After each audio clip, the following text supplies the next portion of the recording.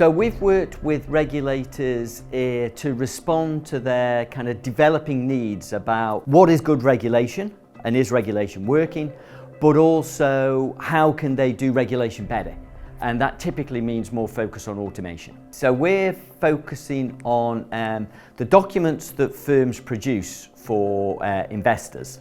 Normally quite long documents, maybe a couple of hundred pages.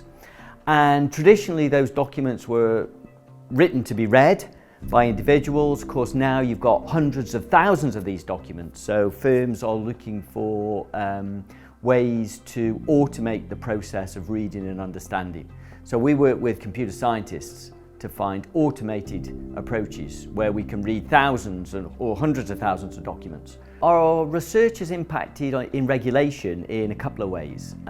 First impact has been with assessing the sort of quality of regulation and whether it's working or not, and whether regulation needs to change or adapt. So we've done work evaluating current regulations and the need, potential need for developments of those regulations or changes to those regulations. And then we've also done work with regulators that has looked at the way they approach the problem of regulating financial markets when there's thousands of documents being produced and they don't have the time to read everything. So we've been looking at ways to automate the analysis and the screening of reports so that regulators can look at a wide variety of reports without having to have hundreds of thousands of people manually looking at them.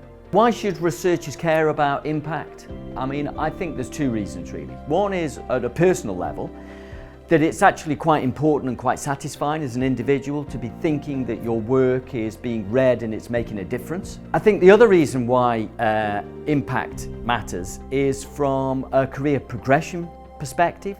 I think now the focus is much more on different elements of research, showing how your research makes a difference rather than the traditional approach, which has just been publication. So I think in order to make progress as an academic, we've got to be thinking of demonstrating the value we're bringing as researchers rather than just focusing on publishing papers in academic journals.